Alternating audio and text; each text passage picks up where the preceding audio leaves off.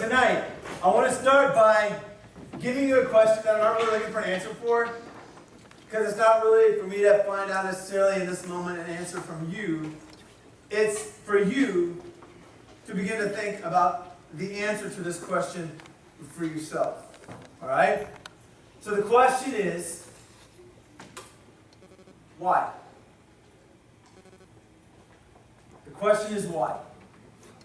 I think if we asked ourselves that question a whole lot more, do you think it would change things that you do?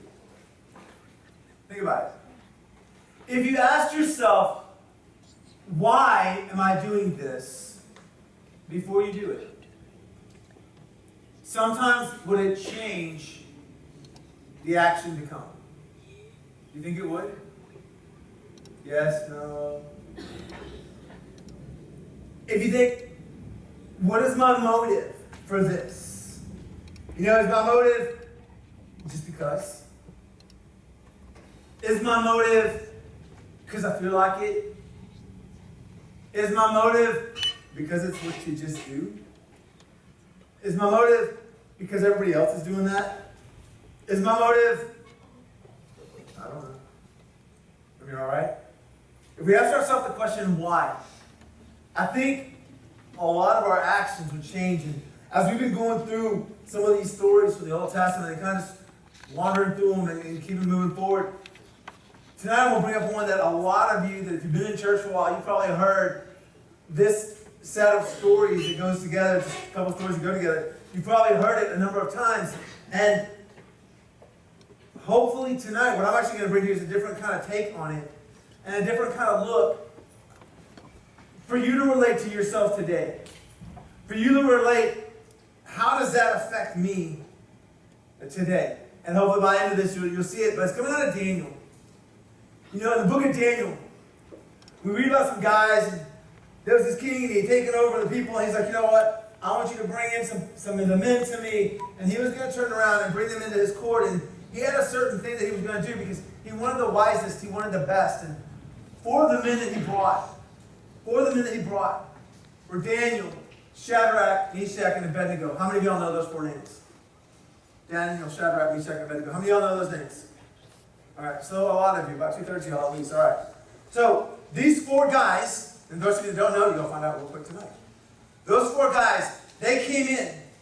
And when they came in, what the king wanted to do is he wanted all of them, man, just to have the finest food and drink. And he wanted them to have all of this because he wanted them to be, quote, as healthy as possible so that they can go down the road of what he wanted to gain from these men. And these four guys, because they felt convicted by the Lord, it wasn't because they came up and they were like, Lord our God has commanded us and for all generations of Christian believers and all of this nonsense. No.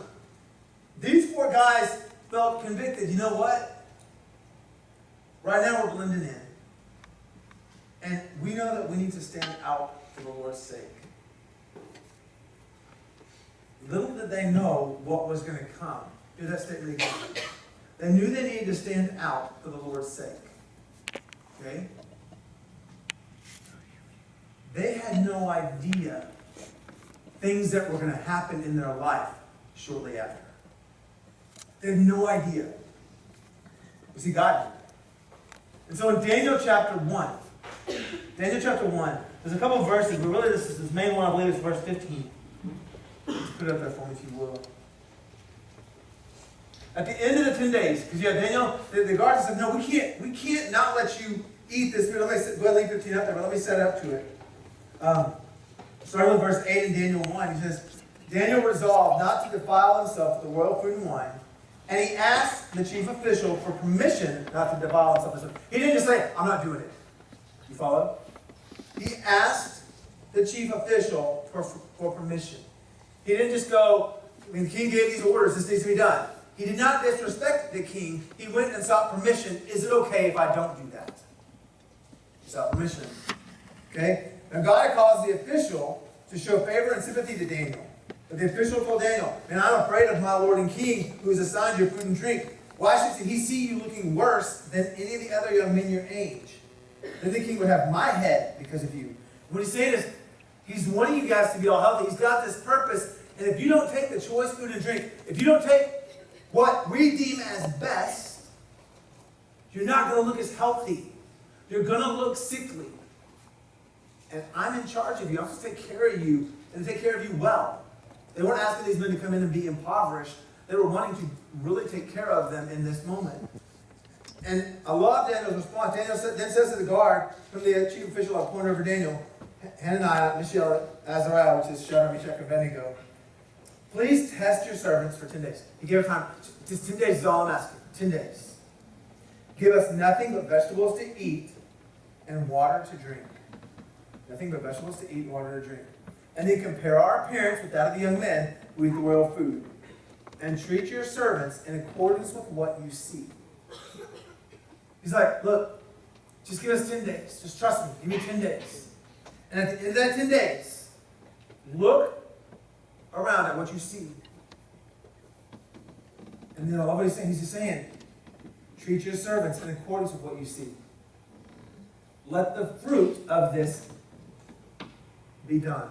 Whatever you want to be done with it. In other words, if the guard looked, and these men were looking just like, totally just nasty, dried up, they're just not doing well at all, they're looking sickly, then honestly, he's probably going to be pretty hot, right?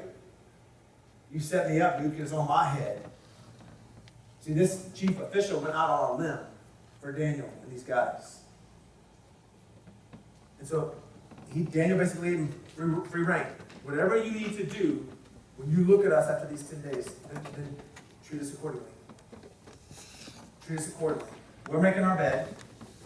We will sleep in it. Whatever that may be. But Daniel's going by faith, leading to the verse 15 that we just had. At the end of the 10 days, watch this now. They look healthier and better nourished than any of the young men who ate the royal food. They look healthier and better. How in the world is that possible? Easy, they were walking with God. They were walking with God. And in verse 20, I love this. In every manner of wisdom and understanding about which the king questioned them, he found them 10 times better than all the magicians and enchanters in his whole kingdom. The king sees these, and you got to grab this real quick. The king sees these 4 guys. You know he has heard about what took place. All right? You know the king has found out that these 4 guys went on a veggie water diet for 10 days because they felt compelled by God. This is what they need to do. They went on this diet, and they actually looked better than what earthly wisdom said they needed to do. Sweet Jesus Christ. You see what I'm saying? How in the world is this feasible? How in the world is this possible? Well, by Christ alone. By God alone. And so, the king sees it, and then every time he's questioning him, every time he's going after him, hey, they are just wiser than anything. How are they so wise? How are they? But he sees it, and that is a good thing. He loves these guys. We're going to find out that he really loves these guys.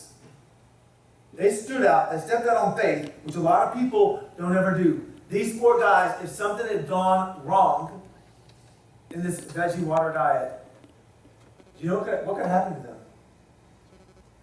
They could have been what? They could have been what? That is the question. What could happen to these 4 guys if they looked unhealthier than the other men? They could have what? They could have straight up been killed. Probably by the chief official, because you know he would have been hot. Because guess who else is probably going to get killed? The chief official for not obeying the king. You follow? So, here's the deal. The king's seen us, and he's just amazed by these guys. But watch how society and culture just change. In Daniel chapter 3, we run up to the first kind of, big hang-up. And it's starting in verse 7. Okay? What's happened is, King Nebuchadnezzar, he had set up this thing, and basically everybody was supposed to bow down. Okay? Everybody's supposed to bow down to him. Whoever does not fall down and worship, they're going to be thrown in a blazing furnace, all right? So, he set up this big old image of gold, and, hero king, here you are. And then starting with verse 7, therefore, as soon as they heard the sound of the horn, flute, zither, lyre, harp, and all kinds of music, all the peoples, nations, and men of every language fell down and worshipped the image of gold that King Nebuchadnezzar had set up. See, so they got this image. Here you go. When you hear all the music, drop. When it's time, you drop. That's just what you do. Well, where did I stop at? Yeah. But there are some Jews whom you said over verse 12. Do we have 12 in there? Yes or no? Sweet. There are some Jews whom you set over the affairs of the province of Babylon, Shadrach, Meshach, and Abednego, who pay no attention to you, your majesty. They neither serve your gods, nor worship the image of gold that you have set up. Hear me with what's going on right here. You've got these three guys. Work with me here. You've got these three guys. You've got this image of gold. And all the people are supposed to bow down when the music hits. The music hits. Everybody bows down. Shadrach, Meshach, and Abednego did what? Did they bow down? What were they doing? They just stood there, right? They just stood there. Is it obvious who in this room is standing and who's not right now? That's a really easy question. Why is it so obvious? You have to hide. I'm up, I'm standing. It's pretty clear. I don't have to walk around going, hey, y'all look at me now, look at me, look at me. No, I'm the one standing. You're all the one sitting. You're going to look. Kind of like the world today, isn't it? Have you ever noticed that when the world bows down, the world does notice who doesn't bow down? And you know what the world does? They go tattle on you to the ones that think have power. It's almost like, if you will, that mean girl scenario. All right? You got those girls that aren't falling in line the way they're supposed to, and then you got those other girls who, they're not the boss sauce girl, but they're the ones who are like little minions because they don't want to get in trouble, so they go run into the boss sauce girl. You see, and they start playing the little game. And boss sauce girl's like, oh, that's not happening. And she goes to town, finds some way to bully on these other girls, right? And that is reality. And the same thing happens with guys, it's just different. Same thing happens with guys, it's just different in the sense of, think about athletics. You go into a locker room, and you got guys talking all kinds of raunchy business. And you've got other guys who are in the locker room who, they're not talking it. Because they're like, I'm not going down that road. So they don't. Well, of course they're going to get noticed because, see, they're not bowing down. You get noticed when you don't bow down to the ways of the world. You don't have to draw attention to yourself. It's just going to happen. It's just going to happen. Just like with Shadrach, Meshach, and Abednego. They didn't bow down, and of course they got caught. And I love their attitudes about it. In verses 16 to 18, they were supposed to be men thrown in this fiery furnace. In verses 16 to 18, Shadrach, Meshach, and Abednego replied to the king. It says, "Men, O Nebuchadnezzar, I love this. We do not need to defend ourselves before you in this matter."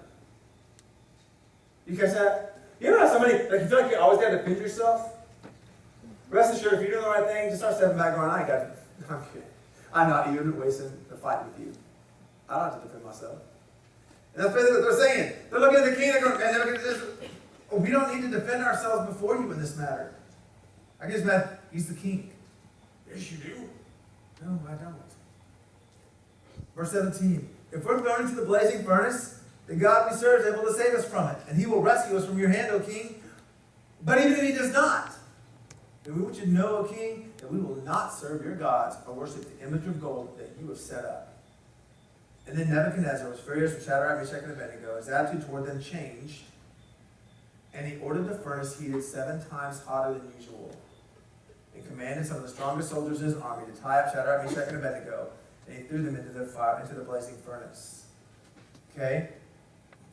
The soldiers who even threw them in there were burnt up. It was so stinking hot. But the king got hot.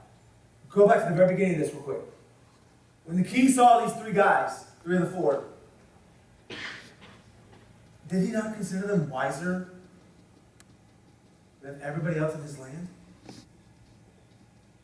He considered them wiser. Why did they lose their wisdom in his eyes? Because they wouldn't bow down to earthly idols. You follow that? You can never please people enough. He got so mad. He didn't, seriously, turn up the fire 7 times hotter?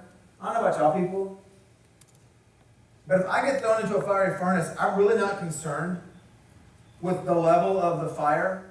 I will burn up. That's just a reality. It's going to happen. Why in the world were they making such a point? Because the king, he got so just flustered, so frustrated. He didn't get his way. Everybody didn't bow down. And you know what happens? When you keep reading the story, it's all over. You go get Shadrach, Meshach, and Abednego out. They actually thought that they had seen this fourth. And everybody debates on who was the fourth one in there all of a sudden. Was it Jesus? Was it, an angel who was with these guys in the fiery furnace? Honestly, who cares who was in the furnace? I think people debate who was in the furnace. Why don't you try to think in your mind, okay, who cares if there was a fourth in the furnace? They came out of the furnace. All right? It burned up those who put them in the furnace. These brothers came out of the furnace. That's great if it was Jesus who was in there with them. That's great if it was an angel who was in there with them. I don't care who was in there with them, but God's hand protected them with no question. All right? God's hand. But I love their attitude. They're like, if we die in the fire, that's cool. We're still his. If he rescues us from the fire, that's cool. We're his either way. It's a win-win for us, King. It's a win-win. But we're not going to bow down to the world. And then you move. Just a couple chapters later. Mind you, of course, you all know his boys are so good, he gets all excited about them and all that. Okay? Then you move on to chapter 6. And I know I'm moving through some of these stories, so throw me here. In chapter 6, I want to key in on verses 10 to 12. But basically, you've got this same situation with Daniel now. Basically, they set up this thing. We're not going to deal with the bowing down. Now we're going to deal with, you know what? No one should be allowed to pray to anybody else. No one should be allowed to say a prayer to anybody else. Well, all this goes out, and Daniel's like, all right, that's your thing, not mine. You don't dictate my faith. And in verses 10 through 12, now when Daniel learned that the decree had been published, he went home to his upstairs room with the windows open towards Jerusalem. 3 times a day he got down on his knees and prayed, giving thanks to his God. What are these words? What are these words? Just what? Just as he what? Just as he what? Just as he had done before. Well, then these men went as a group, and they found Daniel praying and asking God for help. So, they went to the king, and they spoke to him about his royal decree. Did you not publish a decree? Yes, they knew he published a decree, seriously.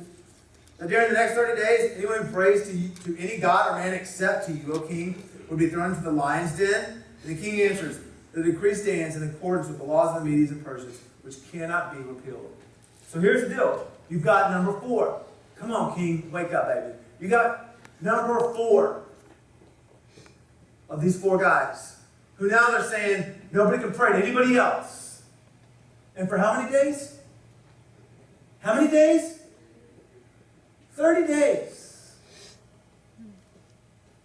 Why didn't Daniel just start doing this number here? Got in his house. I'm leaving my curtains closed. It's cool. Because see, God also talking to you. Everybody else doesn't need to know I'm talking to you right now. But I'm talking to you. They can't dictate my faith, but I can't let them see my faith. I know that I normally let them see my faith, God. I know. Right now I can't. So you get that, right? You get it? I'm only about 30 days. And the next month, I'll go right back to having my windows open and all this like I normally do. But just for right now, God, it's going to be just real chill between me and you. Real chill between me and you. Nobody needs to know. Daniel could have done that, and that would have been simple. True story. He could have done it. See, a lot of us would do that, I think. Go back to asking yourself that one question I started with. The why? I think in that situation, I wonder how many of us would go, well, why does it matter if I pray to God in secret or if I pray and everybody can see the fact that I am still praying?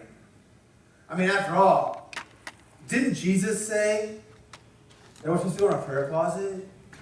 Didn't Jesus say, like, don't get up on the street corner and do all this, whatever? You know, making a scene for yourself? Yeah, Jesus doesn't want you to make a scene for yourself. See, Daniel wasn't making a scene for himself. Daniel went back out into his house, windows open, whole 9 yards, and he prayed just like he'd always done. Well, Shadrach, Meshach, and Abednego were put in a situation of bow down, and they were like, I'm not going to bow down. Everybody can see them. They're not bowing down. You're going to get spotted when you don't bow down.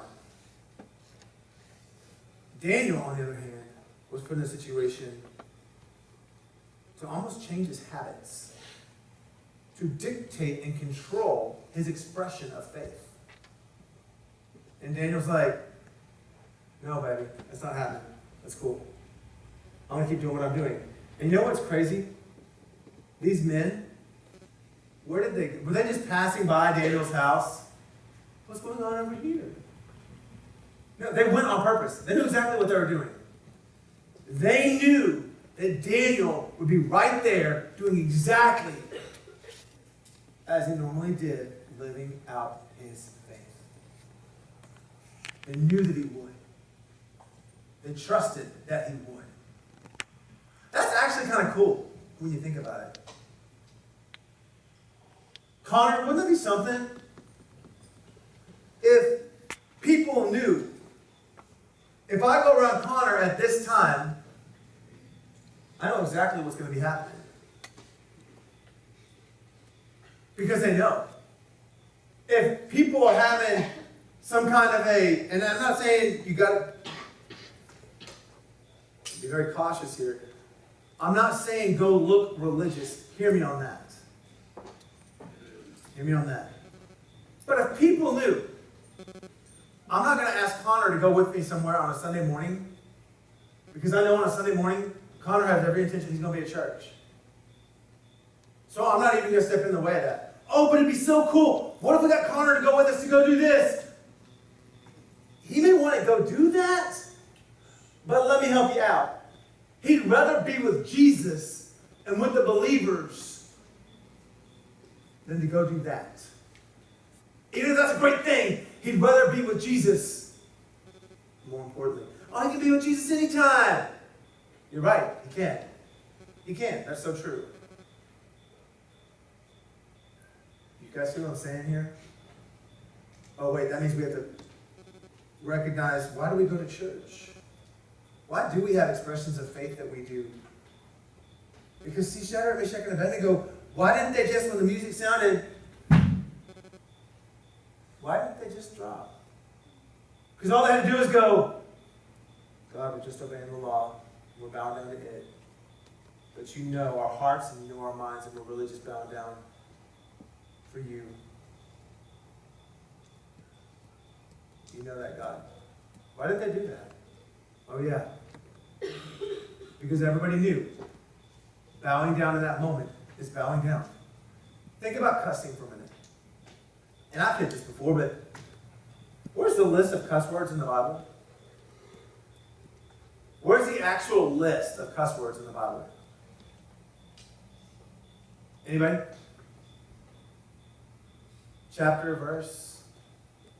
Okay, is it in the Old Testament or the New Testament? Which one? Is it in the No Testament? Hello? No Testament. Okay. It's not in there. But yet, if the F-bomb gets dropped in the movies, what's the movie typically going to be rated? R. And they will say, for one of the excuses for why it's rated R, for language, right?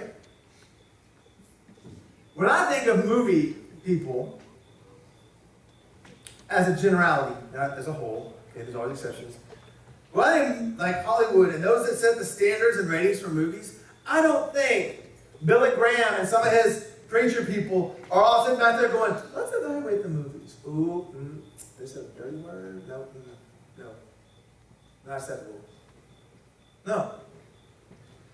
These are worldly people who are trying to set the standard for what gets out there publicly and who gets to watch what. They're trying to protect. If it's rated R, that means you've got to be how old? 17 or older. If you're under that age, what has to happen? A parent has to go with you. A parent has to go with you to see it. Oh, man. Okay? If the world's going to tell you that that word is bad, because they know it's bad, why in the world do we have to look for a list of cuss words? If the world already shows us, are the world standards that close to God, really? When you think of worldly standards, do you think you're almost right next to Jesus at that point? Or do you think, I am so far from Jesus if I'm in the worldly standards? Which one do you think of? So far away from or so close to Jesus by worldly standards? So far away, man. It's like, no, wait, the worldly standards and Jesus' standards don't even come close. And yet we bow down all the time to worldly standards. I can't tell you how many people can't wait. And they're like, man, I know I'm never going to get drunk. In fact, after this one time, I'll probably never drink again. Oh, man, I'm turning 21 tomorrow. I can't wait to go out and have a margarita. I can't wait to go out and have a beer. Probably the only one I ever have. But you know what? I'm going to be 21, and that's what you get to do. Awesome for me. And by the way, those are Christ followers I'm talking about. The other ones can care less. Christ followers can't wait. Why? And I'm not saying you can't have one, you can never have any. I'm not going down that road. That's not this conversation. What I'm doing is going back to what question? Why? Why? Why is it that big of a deal?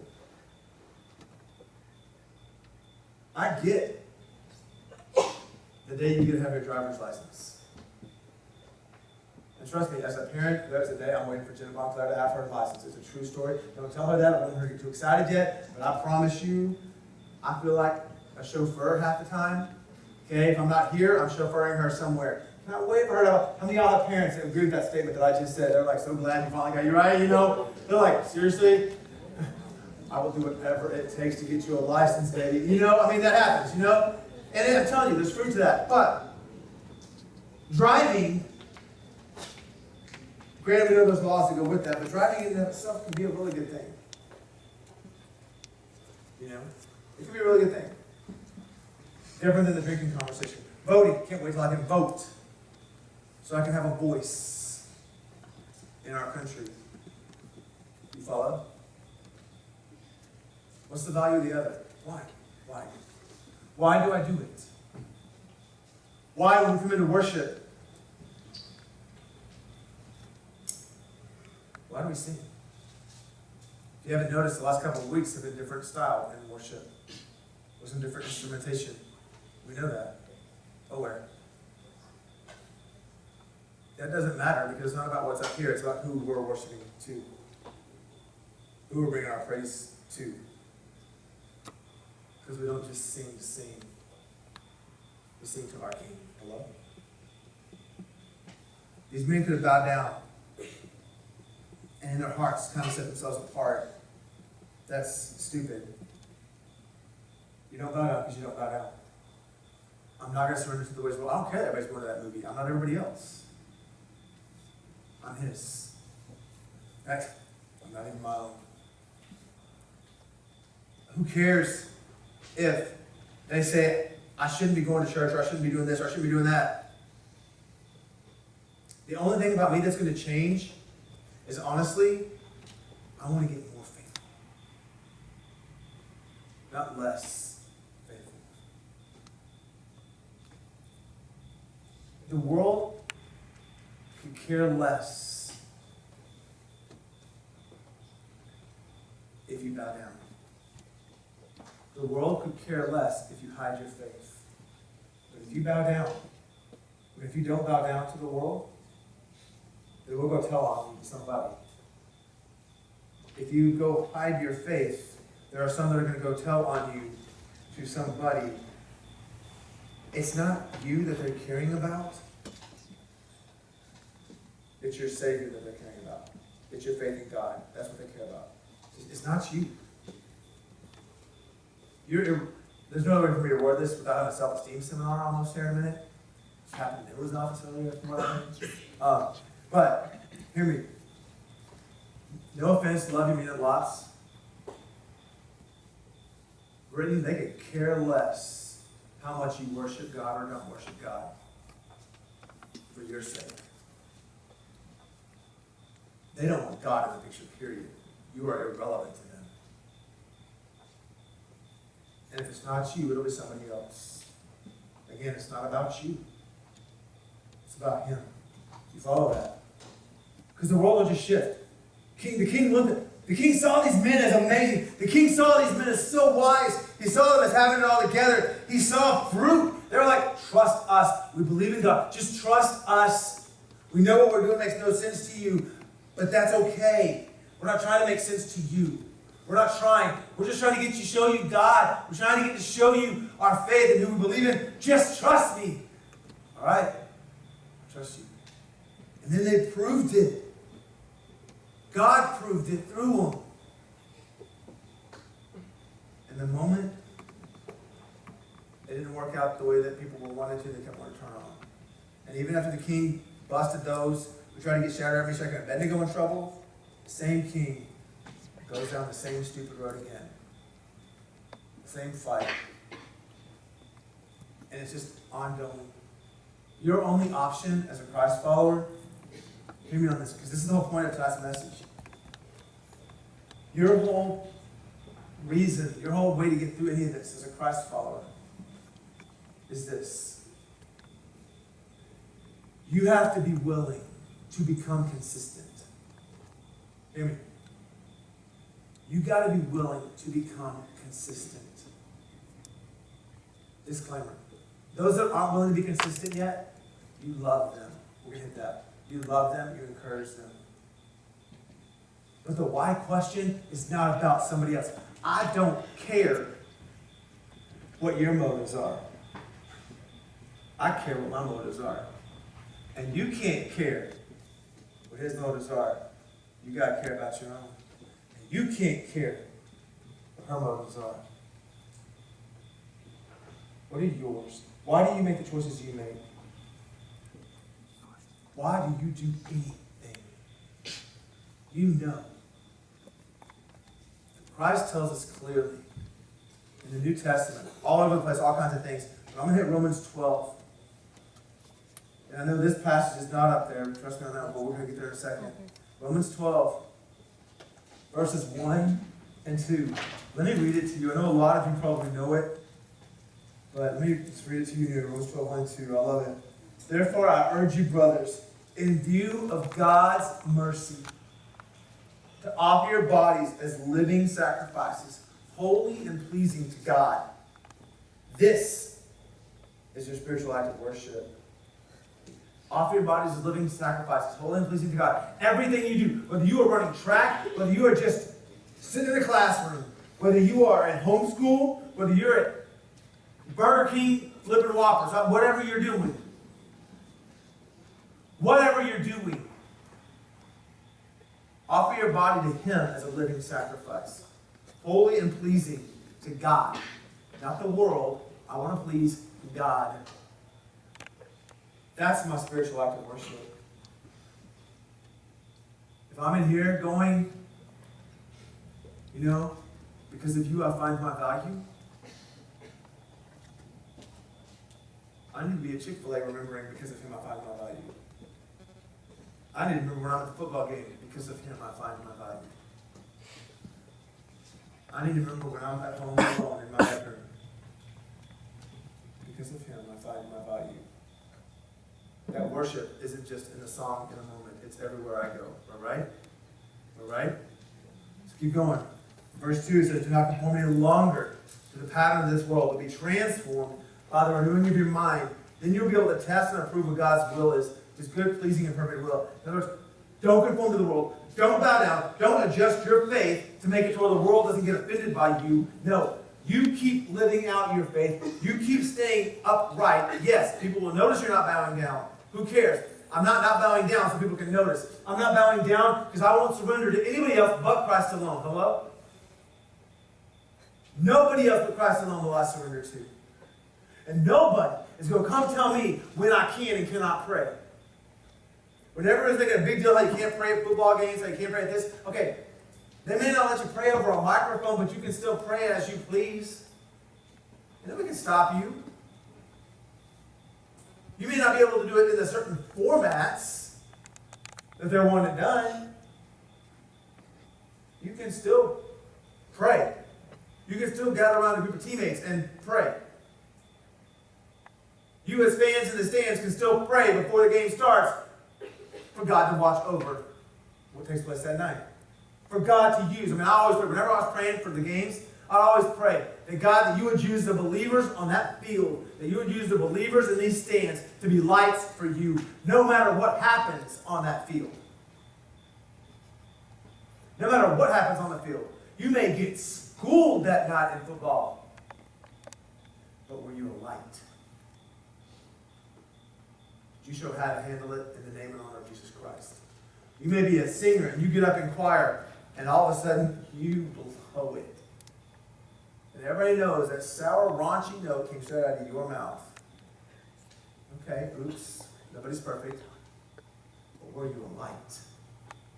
Did you handle it with grace? Did those around you that are Christ followers handle you with grace? Nobody can dictate how often you can pray.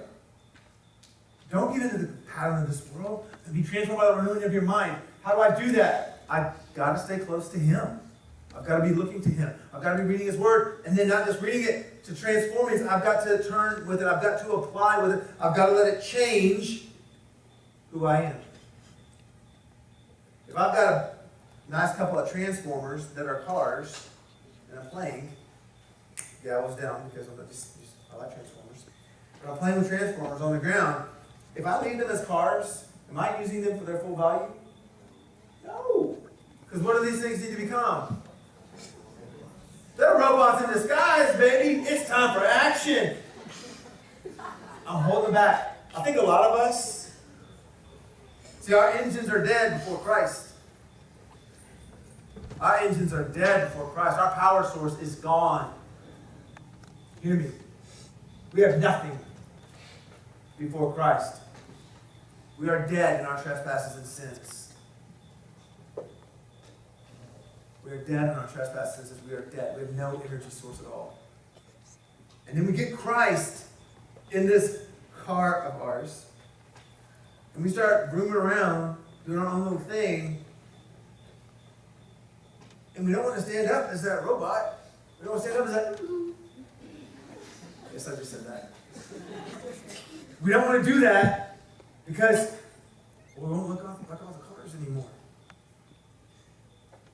Well, you're made to transform. Hear me. You are made to transform. You are made to go from death to life. And then, once you come alive, don't just put around like so many do. Oh, He's my Savior. I'm still the boss. I'm still the Lord. He's my Savior. I'm putting around. Seriously, why live? It could have been life. Get up. Rise up. Transform. And then you can actually get to know what God does want for you because you're going to be walking with Him. And here's the verses for you. Starting in verse 9. Love must be sincere. I'm going to just chew these as we go. Love must be sincere. Baby, don't look at me and tell me you love me like you love pizza. Don't tell me you love me like you love some Taco Bell. Do not compare me to dog shell. I'm just saying, all right? Yes, Taco Bell lovers, you heard me say it out loud. All right? But hear me. We do. I just love that. You know? Come on. We were talking about this in the car today. I'll go ahead and rip this Band-Aid right off. Little man crush days, whatever it is. Man crush Monday, right? Is that what it is? Man crush Monday? Yeah. That's my man crush up there. Ladies, I've seen actors and whatnot on your man crush Mondays that's who you love. Random question. Please give me a list of things you know about them. Rachel. She's gonna freak out. Just saying. Yeah. Don't be busting the boys for lust. Hello? Rachel. Don't be busting the boys for lust. Ladies. Hear me. And I make a joke of that, seriously. I'm not coming down on you, but I want you to catch this. What's the first question? Why? Because guess what, baby? Everything you do, hear me. Aren't you tired of the roller coaster? Aren't you tired of the random images of Christianity that get placed everywhere? Guess who can change that? You. You. And you may think, why does that matter if I do that? I'll tell you why that matters if you do something like that. With like the whole putting up that person, you know, that actor, whatever. What you are communicating is, even if you're just playing around, what about to that young girl that sees it, that doesn't know you're playing around, and she's thinking, it's okay to desire after something like that, as opposed to the one who died for your soul. Just saying. It doesn't matter. Don't get too hard on that. I wouldn't. Except it seems like, and y'all correct me if I'm wrong, this is y'all's moment. Doesn't it seem like everybody's kind of bowing down that way right now? Hello? Even in jest. Doesn't it seem like everybody's starting to bow down? Well, everything I do doesn't have to be all about Jesus. Well, actually, either you're his, or you've still got too many irons in the fire. I'm either his or I'm not. Your love must be sincere, and that starts with my love for Christ, but also my love for everybody else. I need to truly love you. And you know what? I need to love Tyler enough that, man, if he's screwing up, man, I'm going to come swim beside him. I'm going to help pick him up. I'm not going to keep knocking him down while he's already down. I'm going to be there. And if everybody else is trashing him because maybe he did something stupid, I need to love him enough that I'm still going to be right there. And I need to love everybody that's trashing him enough that I'm still going to love you too. It's easy to love when the loving's good, right? It ain't so easy to love when you see people acting like idiots. But my love is either based on Christ or it's based on flesh. Love must be sincere. I do need that. What's that word? Love must be sincere. What's that word? What's that word? Own it, baby. Come on. What's that word? Hate. Hate what is evil. Hate what is of flesh. Don't hate others for going down the road of flesh. Hear that? Don't hate others for going down the road of flesh. Hate what's of the flesh. That's two totally different things. But I've had guys come talk to me about stuff that, man, I should have been seeing this on the computer, or this on the computer, giving into things of flesh. Let me tell you, my gavel ain't going up on them. I love you. I hate what you're doing. But oh my gosh, I love you. That ought to be who we all are, right? There's enough people who walk away from us when we screw up. There need to be enough of us that rise up and start acting like Christ. Hate what is evil. Make it clear. Now, I ain't playing that game. I ain't acting like that's okay. We were talking about rainbow. We had staff retreat out this weekend, this past couple of days, 3 days. I was in New Braunfels, and their mascot is the unicorn. I was like, All right, what do you do? You know? Somebody from your boss is going to see this and be like, send me hate mail. But seriously, you know? And then like people don't like the rainbow and like, is the rainbow their school colors or whatever? And it's like, and then Steve made a comment. Steve goes, hey, we need to take the rainbow back. And I'm telling you, this was a God moment if there was one. Because I was like, did I just say that out loud? God, I need to write that down because I don't usually do that well. But Steve goes, we need to take the rainbow back. And immediately, like, without even breathing, I go, we don't need to take it back. It's already ours. It was God's promise to us. He'll never destroy the earth again, like he did after the flood.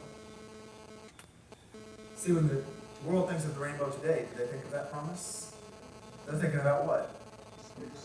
Homosexuals. Oh, yeah, they are. Some people are like, yeah, some people are like colors. I like colors. Oh, no, baby. Let me help you out. Dakota. Sweet babies. When you're hearing people talk about the Rainbow Coalition, they ain't talking about the people that walk in the promise of God, and they ain't talking about people that love colors. You hear about the Rainbow Coalition, they are 100% pro-homosexuality. There are churches that are 100% homosexual. You know what? I'm going to love every single one of them. I'm going to love every single one of them. I'm going to hate their evil. Just like I hate somebody out living in lies. All you do is lie all the time. I hate your lies. I love you. That sin's just the same. Don't judge somebody else because they sin differently than you do. But that's true. I was about to say, Steve, we don't need to take it back. It's ours. The world wants us to think it's the world's. No, baby, you can try to play on. Quit playing with my father's stuff unless you want to follow him. Is that right? Kind of like days of the week. God spoke and he said, let there be light, and there was light. What did he call the light? He called the light what? No, he called the light a word. It is good. It's so good. He called it all good. But what's the word? Somebody said it. Day. And what do you call the dark time? Night. What do we call it when it's dark outside? Who calls it? Does everybody call it that? What do we call it when it's light outside? Day. In fact, we love calling it day so much. We went Monday, Tuesday, Wednesday, Thursday, Friday, Saturday, Sunday. Get over my daddy's language if you don't want to turn around and be with him. Pick your own. Don't be acting like you came up with the word day. Baby, you did not come up with the word day. My father did. You follow what I'm saying? We don't need to take anything back. It's already ours. And I'm going to start hating what's evil. I'm going to cling to what's good. I'm going to cling to those things of God. I'm going to cling to the fact that the rainbow is not what they're wanting it to be. I'm going to cling to the fact that rainbow is a promise. It just rained all day today. And I guarantee you there are rainbows all over the place today. Symbolizing the promise that God will never destroy us no matter how bad we get in that manner again. Only because of his grace and goodness. Because he wants that all be saved. He desires that none perish, but that all have eternal life. Including those ones that are trying to take his things and pull them for their own glory and good.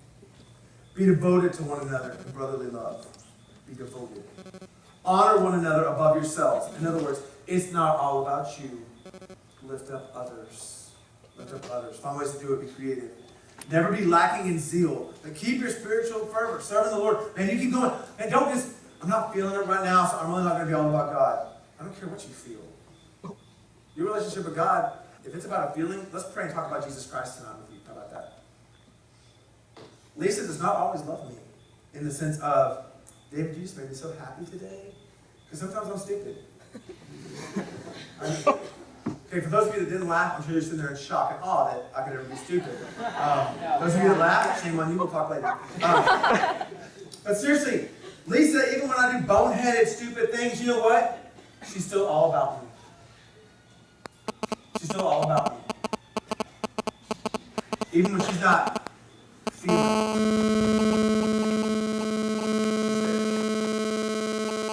Guys, we need to be that way with the Lord. You're not feeling it with him?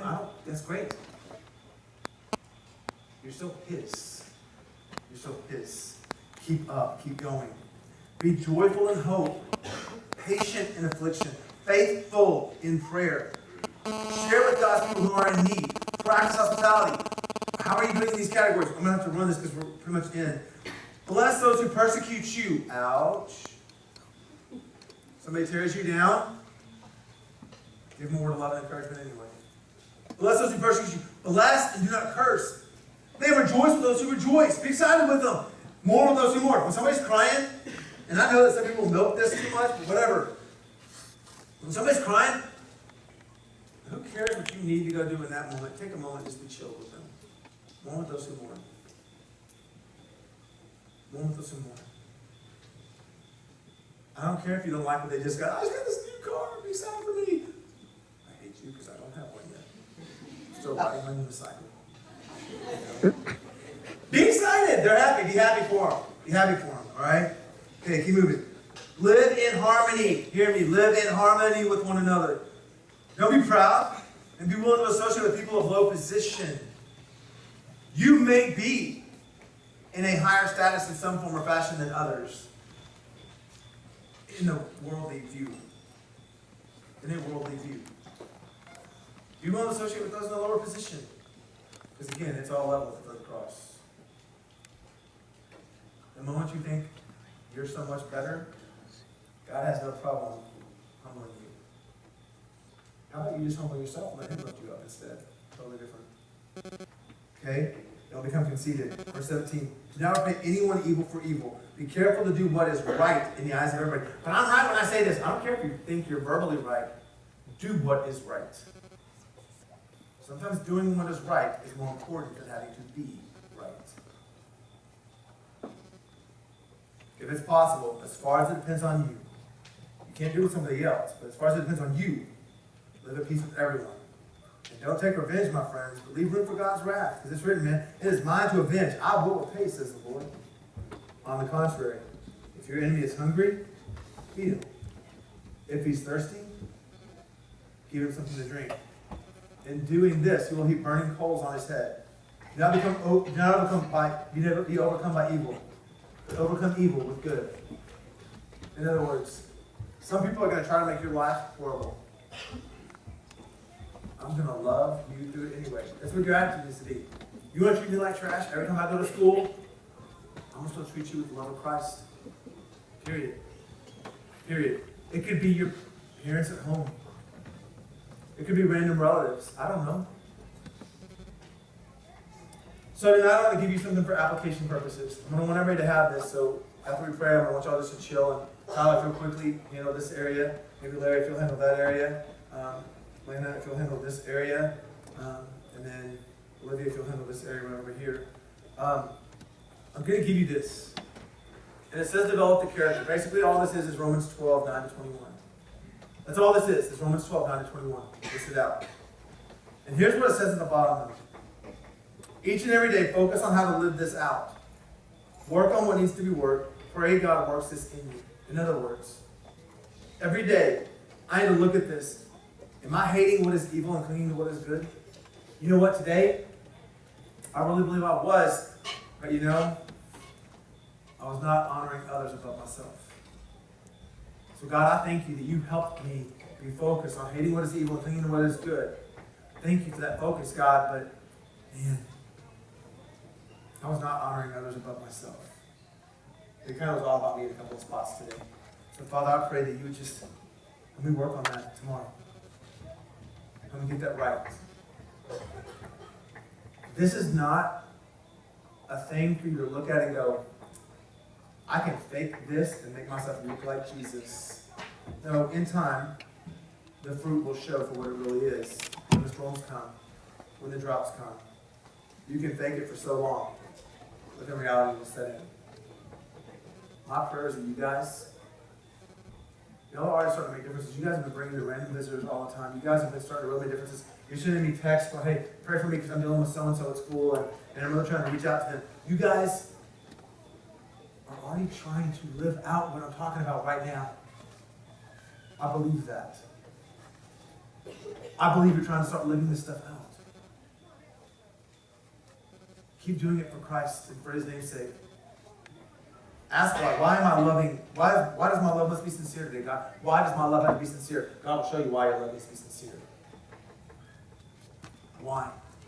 And honestly, the big ultimate for me is, why am I putting this in my life every day? Because if I want to transform and be what I'm called to be, I've got to let him work these things in my life. As hard as it is, sometimes, I've got to let him work these things in my life. And I promise you it's worth it. What are you going to do? And why are you going to make that decision? Let's pray. Father, I thank you so much for how you gave us Jesus. Father, I thank you just for these stories of old, God, that you tell us that sometimes we need to stand apart. When you lay something on our hearts, we need to just be set apart for your purposes. And, well, I thank you that you'll be the one to show the fruit for that. God, I thank you so much that you gave us Shadrach, Meshach, and Abednego who chose not to bow down. God, they weren't doing anything special. They weren't doing anything whatever. They just weren't bowing down to the world. They weren't going to do it. Well, I thank you that you stood with them. God, that you carried them through the fire to show that one way or another we'll get carried through the fire. Whether the result is we come back out of the fire into this world or come out of the fire into heaven, either way we win. Because we're with you. Father, you gave us Daniel who showed us, don't let people dictate your faith. But Daniel just kept moving forward in his faith. He wasn't going to change. And I thank you, God, that you even showed us that there are worldly people that are going to look to see, are we still being faithful? God, may they find us faithful. May they see that our faith in you is not based on religion. Our faith in you is not based on storybook, a fear of hell. God, our faith in you is based on the fact that you lavished your love on us because you loved us so much that you did not want us to be separated from you. That you did not want us to be bound by sin. You wanted us to be free in Christ. God, may people see that faithfulness come out of our lives. And when they do, may we be able to bring you glory for it. Because it's only because of you that we can. It's only because of your Son who lives inside of us that we can. So God, in his name we pray. Amen.